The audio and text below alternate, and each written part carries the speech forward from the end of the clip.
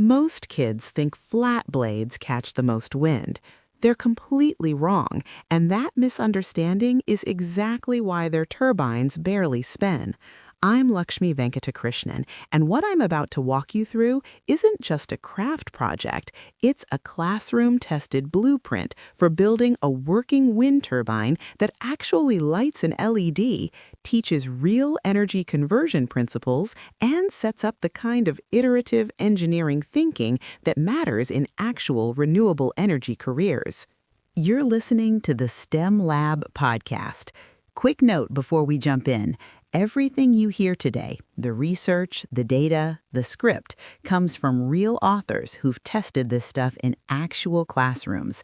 The voice you're hearing is AI generated, but the content is fully human verified and written by people who know what they're talking about.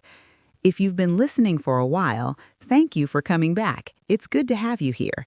If you're new to the show, welcome. We release new episodes every Monday, Wednesday, and Friday, and each one digs into practical STEM projects, the science behind them, and the tools that actually help kids learn. Today, we're building a wind turbine from scratch, not just spinning some blades, but understanding pitch angle, voltage output, and iterative engineering design. Let's get started.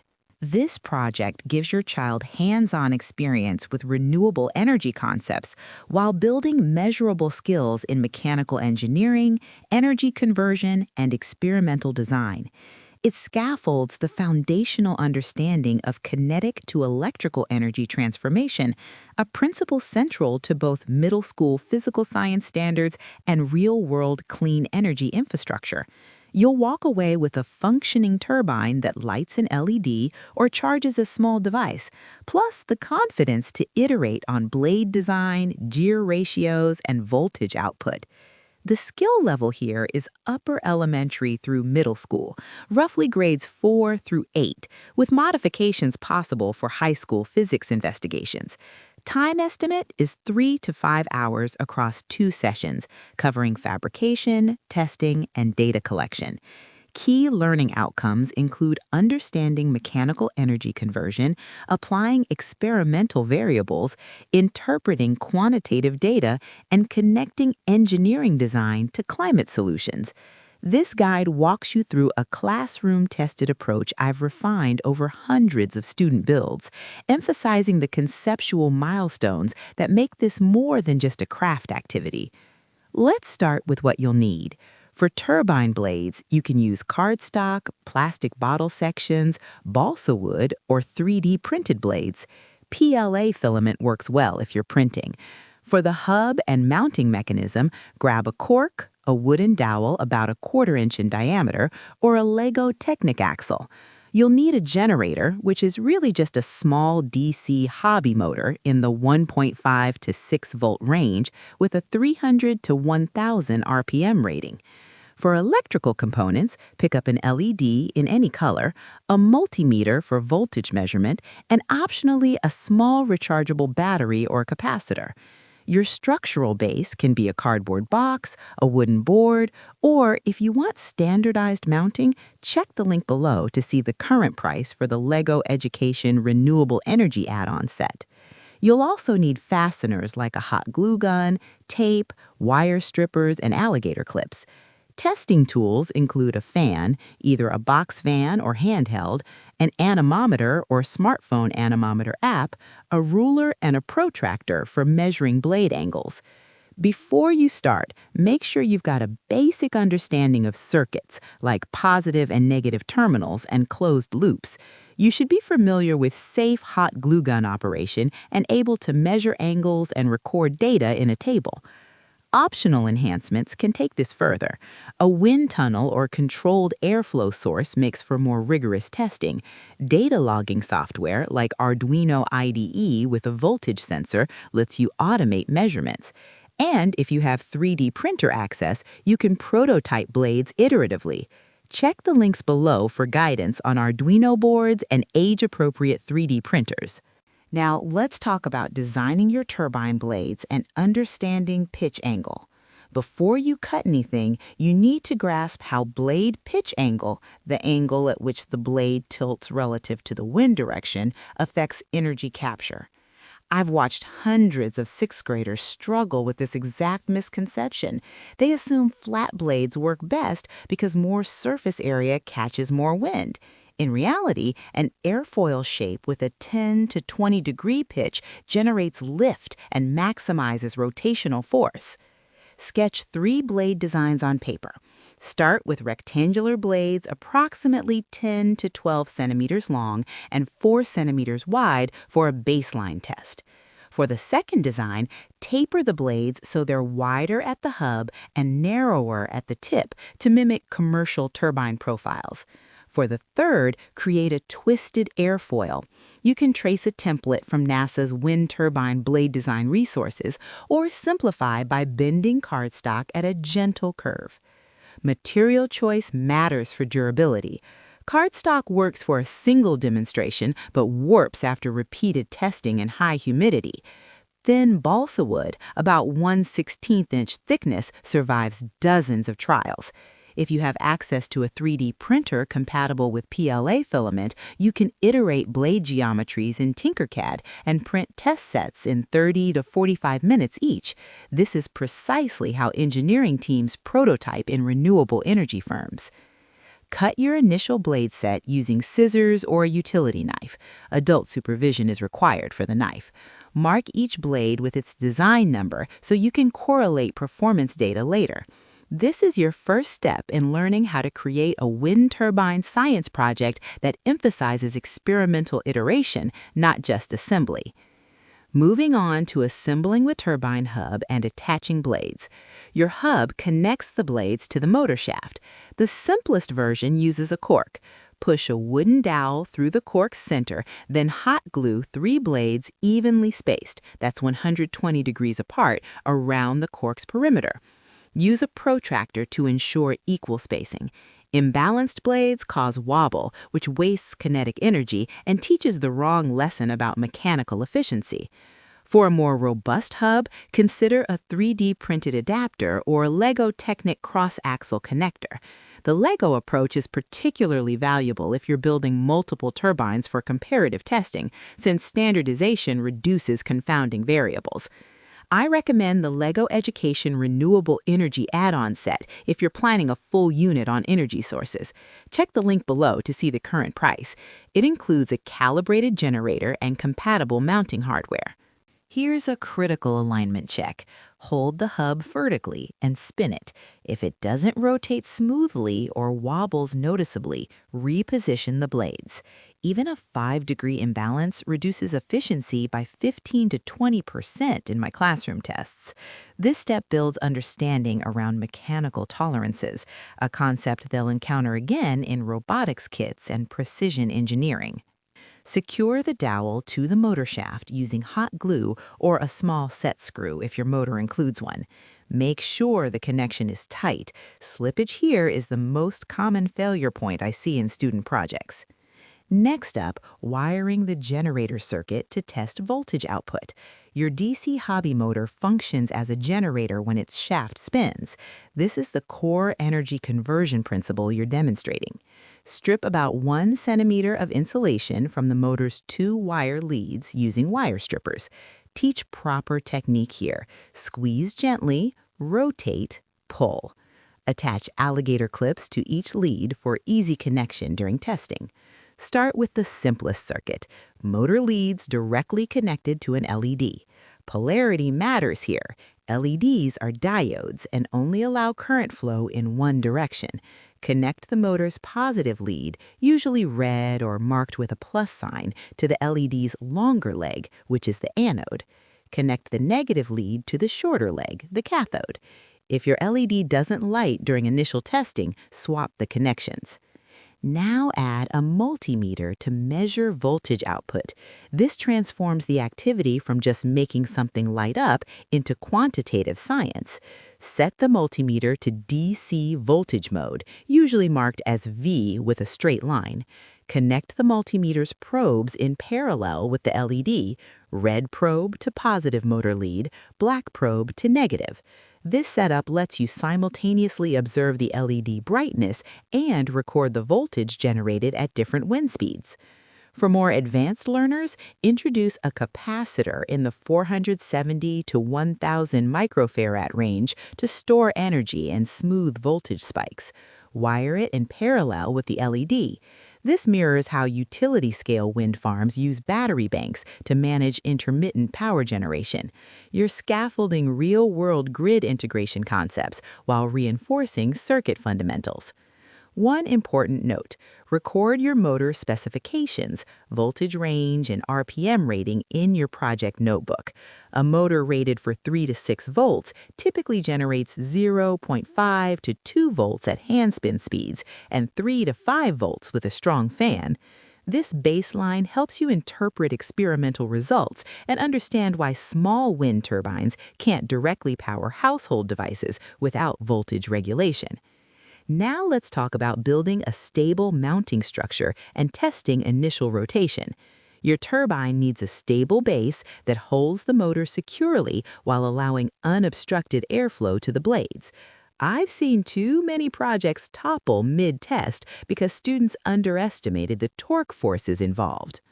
Use a cardboard box, shoebox size works well, as your base. Cut a hole in one side just large enough for the motor body. Insert the motor so the shaft and blades extend outside the box. Then secure the motor inside with hot glue or tape. The box's weight provides stability, and you can add coins or washers inside for extra ballast if needed. Alternatively, mount the motor to a vertical wooden board, 6 to 8 inches tall, screwed into a horizontal wooden base. This resembles the tower design of real wind turbines and lets you experiment with tower height effects. For classroom or multi-project setups, consider the standardized mounting platforms in dedicated wind energy kits. Check the link below to see the current price for the Thames and Cosmos Wind Power 2.0 kit, which includes pre-drilled bases and adjustable tower sections, though you'll sacrifice some fabrication learning in exchange for faster testing iterations. Here's your first rotation test. Before connecting any electrical components, manually spin the blades.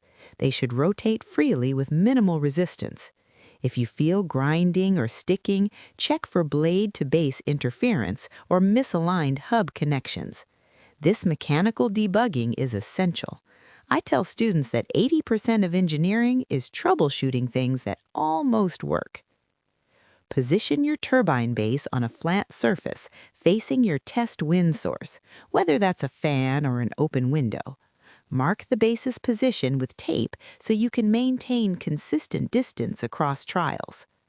Now we get to the good part, conducting controlled wind speed tests and collecting data. This is where your project transforms into genuine experimental science. Learning how to create a wind turbine science project means designing tests that isolate variables and generate interpretable data, not just spinning blades until something happens. Set up your fan at a fixed distance from the turbine. I recommend 30 centimeters for box fans, 50 centimeters for oscillating fans on high. If you have an anemometer, measure the wind speed at the turbine's location. Smartphone apps like WeatherFlow Wind Meter, which requires an external sensor, or handheld anemometers give you actual meters per second readings. If you don't have measurement tools, use consistent fan settings, low, medium, high, and note them in your data table. Here's the data collection protocol. Turn on the fan and wait for steady-state rotation, about 5 to 10 seconds. Record the multimeter voltage reading, averaging over 5 seconds. Visually estimate or measure RPM using a tachometer app. Note LED brightness as off, dim, or bright. Repeat 3 times at each wind speed setting. Create a data table with columns for wind speed or fan setting, voltage output, estimated RPM, and LED status. This structured approach teaches experimental replicability, a core science and engineering practice. At typical box fan speeds, 3 to 5 meters per second, a well-designed turbine with 10-centimeter blades should generate 0.8 to 2.5 volts, enough to light a standard LED. If your voltage is below 0.5 volts, check for mechanical friction, blade pitch issues, or insufficient wind speed. If you're seeing 5 volts or more and your motor is rated for 3 to 6 volts, congratulations, you've optimized blade geometry better than my usual student cohort. Compare your 3 blade designs using identical wind conditions. The data will reveal how blade shape affects energy capture, setting up deeper discussions about airfoil engineering and Betts's law. That's the theoretical maximum efficiency for wind turbines, which is 59.3%. Most student designs achieve 15 to 30%.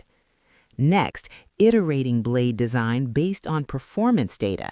Real engineering is iterative. Now that you have baseline data, modify one variable and retest. This step distinguishes a science fair project from a science fair project. Common iteration paths include adjusting blade pitch angle. Increase from 0 degrees to 10, 15, and 20 degrees. Measure voltage at each setting. You'll typically see peak performance around 12 to 15 degrees for low-speed wind sources. Document how shallow angles, 0 to 5 degrees, cause slippage, while steep angles, 25 degrees and above, create excessive drag. You can also change blade count. Test 2-blade, 3-blade, and 4-blade configurations. 3 blades usually optimize torque and stability, but 2-blade designs spin faster at lower wind speeds. That's a trade-off between starting torque and rotational inertia. Another path is modifying blade length. Cut blades at 8 centimeters, 10 centimeters, and 12 centimeters. Longer blades capture more wind energy. Voltage increases approximately 15 to 20% per additional 2 centimeters in my classroom data, but they also require higher starting wind speeds. This teaches the concept of swept area and its relationship to power output. You can also experiment with materials. If you have 3D printing access, print airfoil profile blades in Tinkercad. Compare PLA blade performance against cardstock using identical dimensions. The rigidity of PLA typically improves efficiency by 10 to 15% by eliminating flex under load. Graph your data. X-axis equals wind speed, Y-axis equals voltage output, with separate lines for each blade design. Middle schoolers can calculate percent efficiency improvements and begin to grasp optimization principles. High schoolers can introduce multiple regression analysis or calculate power output using the formula P equals V squared divided by R, where R is LED resistance. This iterative process mirrors how companies like Vestas and Siemens Gamesa develop utility-scale turbines. They're testing blade geometries in wind tunnels and computational models, just at a vastly different scale. You're building the conceptual foundation for careers in mechanical engineering, renewable energy consulting, or material science. Let's talk about documenting findings and connecting to real-world applications. The final step in learning how to create a wind turbine science project is translating your hands-on work into broader energy literacy. Too many student projects end with "it worked," without processing what was learned or why it matters. Create a results presentation, poster board, slide deck, or lab report that includes your hypothesis. Which blade design did you predict would perform best and why? Include your methods, detailed enough that someone could replicate your setup. Show your data with tables and graphs showing voltage output across variables. Provide analysis explaining performance differences using physics principles like lift, drag, and rotational inertia. Draw optimization conclusions. What's your best blade design for your wind conditions, and what trade-offs did you accept? And make real-world connections. How do your findings relate to commercial wind farm design decisions? For industry standard context, discuss how your small-scale findings scale up. A typical residential wind turbine with a rotor diameter of 2 to 3 meters generates 400 to 1,000 watts in 5-meter per second winds. Offshore utility turbines with rotor diameters over 100 meters produce 8 to 12 megawatts. Your project demonstrates the same physics, just orders of magnitude smaller. This contextualization helps students see STEM learning as preparation for actual careers, not just academic exercises. For science fair presentations, compare your wind turbine's performance to solar energy projects. Discuss geographic and environmental factors that make wind or solar more suitable for different regions. This connects engineering to climate policy and environmental justice conversations. If you've documented your project well, you have a foundation piece for broader renewable energy investigations. Check the links below for guidance on expanding this into a competition-ready portfolio. Now for some pro tips and common mistakes to avoid. Balance your blades obsessively. The most common reason turbines underperform is blade imbalance. Even 2 to 3 grams difference between blades creates wobble that wastes 15 to 20% of kinetic energy. Weigh each blade on a kitchen scale and trim heavier ones until you're within half a gram across all blades. This tedious step teaches tolerances and precision, exactly the mindset required in aerospace manufacturing. Don't overglue. Excess hot glue adds weight without structural benefit. I've seen students coat entire blade surfaces, turning a 5-gram blade into a 12-gram brick. Use thin beads only at connection points. Weight increases rotational inertia, requiring more wind energy just to start spinning. Match your motor to expected wind speeds. A high-voltage motor, 9 to 12 volts, barely spins in low classroom wind speeds. Low-voltage motors, 1.5 to 3 volts, are more sensitive to slight airflow and will light LEDs with less wind input. Check motor specs before purchasing. Hobby motor is too vague.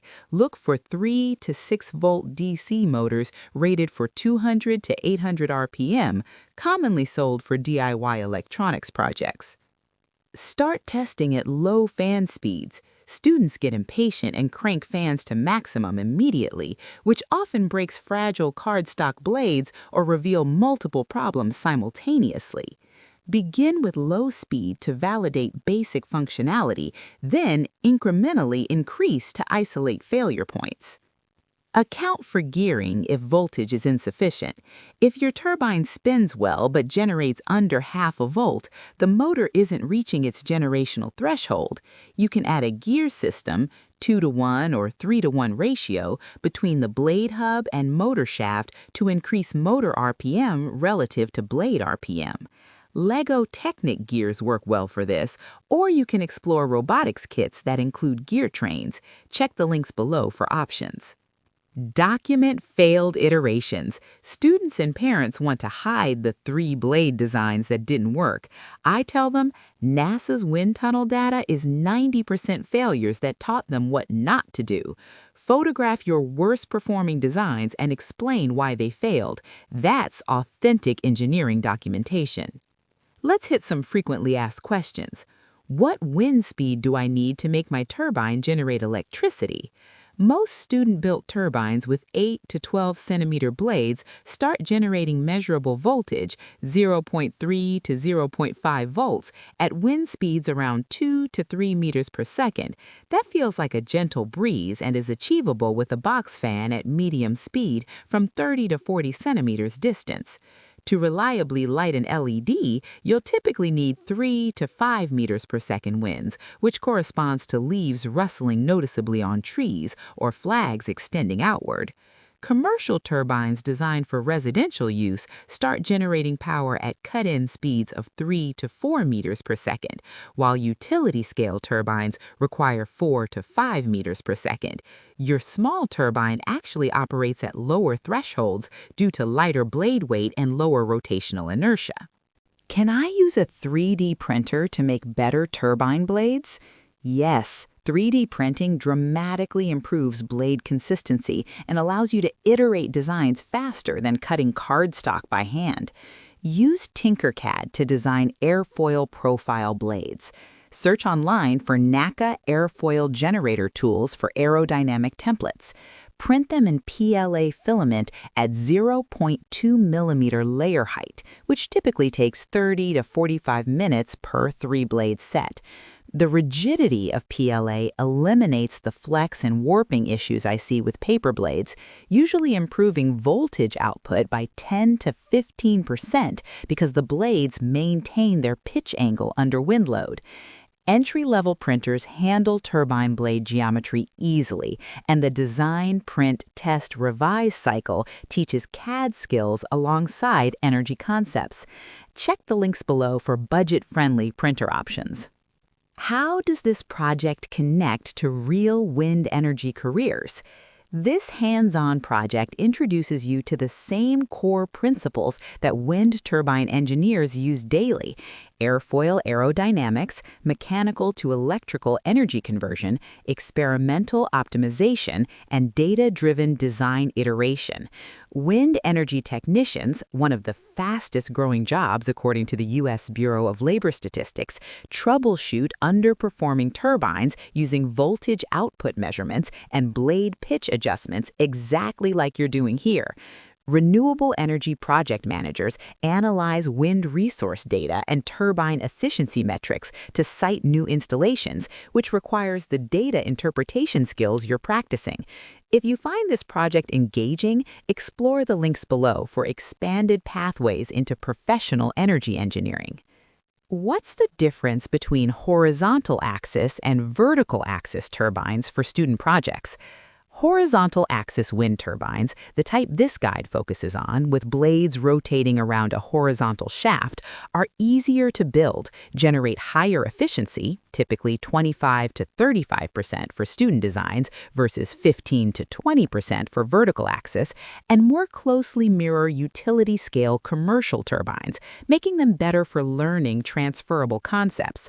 Vertical axis wind turbines, where blades rotate around a vertical shaft like an egg beater, work in turbulent or multi-directional wind and look more novel for presentations, but they're mechanically harder to balance and usually require more advanced fabrication skills like welding or precision drilling.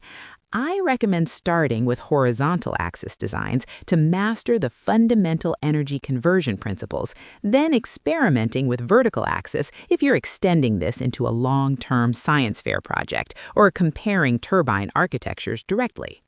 To wrap this up, you now have a complete roadmap for how to create a wind turbine science project that builds genuine engineering skills rather than just assembling a demonstration. By focusing on experimental iteration, quantitative data collection, and real-world connections to renewable energy infrastructure, you're developing the problem-solving approach and technical literacy that prepares students for STEM careers. The mechanical design process, prototype, test, analyze, optimize, is identical whether you're building a tabletop turbine or contributing to a utility-scale wind farm. This project fits beautifully into a progressive renewable energy learning path. Pair it with solar panel builds to compare energy sources head-to-head, or use it as a gateway to Arduino-based data logging by adding voltage sensors and automated testing. Check the links below for related projects and next steps. Wind energy is growing faster than any other electricity source worldwide. The turbine you've built today operates on the same physics that powers millions of homes and might just inspire the engineer who designs tomorrow's grid. Thanks for listening to this episode of the STEM Lab podcast. New episodes come out every Monday, Wednesday, and Friday, so there's always something fresh if you're looking for your next project or just want to dig deeper into how this stuff actually works. If you found this episode useful, I'd really appreciate it if you could leave a 5-star rating and write a quick review. It's honestly one of the best ways to help other people find the show when they're searching for hands-on STEM ideas. And if you haven't already, go ahead and subscribe or follow so you get notified the moment a new episode drops. Thanks again, and I'll see you in the next one.